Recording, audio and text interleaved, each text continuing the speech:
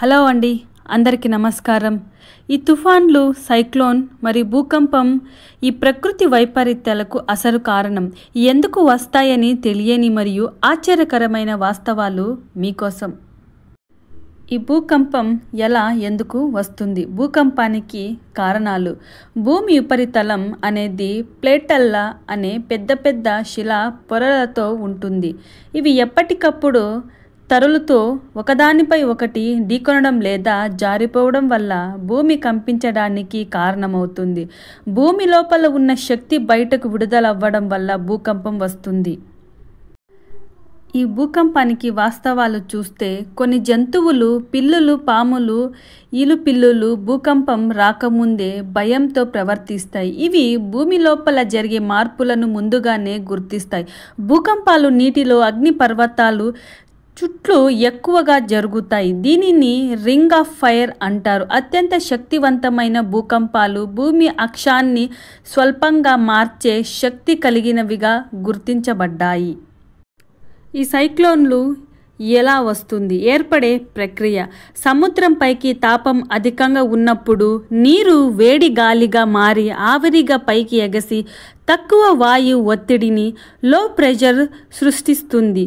చుట్టూ ఉన్న గాలులు ఆ తక్కువ ఒత్తిడికి ఆకర్షితమై వాటిని ఆవరించగా గుండ్రంగా తిరుగుతూ ఒక సైక్లోను తయారవుతుంది. ఈ గాలులు గంటకు 100 నుంచి 300 కిలోమీటర్ వేగంతో భూమిపైకి వస్తాయి. వాస్తవంగా చూస్తే సైక్లోన్కి మధ్యలో ఉండే కళ్ళు, ఐ ఆఫ్ ద సైక్లోన్ ప్రాంతం చాలా ప్రశాంతంగా ఉంటుంది.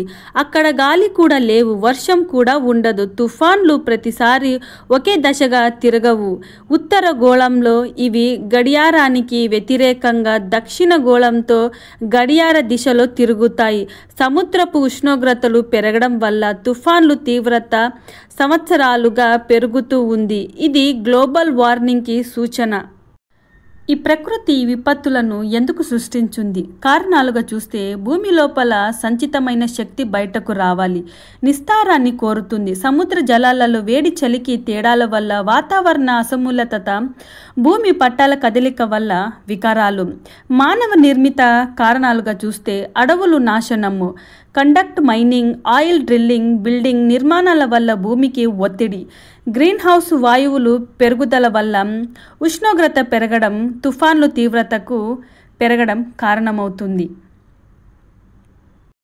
చివరిగా ఆసక్తికర వాస్తవాలు.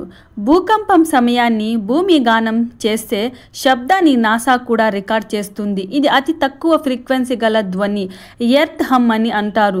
సైక్లోన్లు పేర్లు జాతీయ, అంతర్జాతీయ సంస్థలు ముందుగానే నిర్ణయిస్తాయి. ఒక భారీ తుఫాను కొన్ని గంటల్లోనే కొన్ని దశాబ్దాలు వర్షానికి సమానమైన నీటిని విడుదలవుతుంది. భూకంపాల ప్రభావం వల్ల సముద్రపు అలలు, తుఫాన్లు పుట్టవచ్చు. ఇవి తీర ప్రాంతాలపై వేల కోట్ల మీటర్ల వేగంతో దూసుకుపోతాయి. చివరిగా చూస్తే ఈ ప్రకృతి విపత్తులను సృష్టించడంలో ఒక లక్ష్యం ఉంది. అది సమతుల్యతను, బ్యాలెన్స్ నిలబెట్టడం. కానీ మానవ చర్యల వల్ల ఈ సమతుల్యత విడిపోతే ప్రకృతి ప్రతీకారం, రియాక్షన్ తీసుకోవాల్సి వస్తుంది. కాబట్టి ఈ ప్రకృతి ప్రేమించండి, సమతుల్యతను కాపాడండి, జాగ్రత్తగా జీవించడం నేర్చుకోవాలి. ఈ వీడియో కనుక మీకు నచ్చినట్లయితే ఒక లైక్ చేసి, షేర్ చేసి, సబ్స్క్రైబ్ చేయండి. Thank you for watching.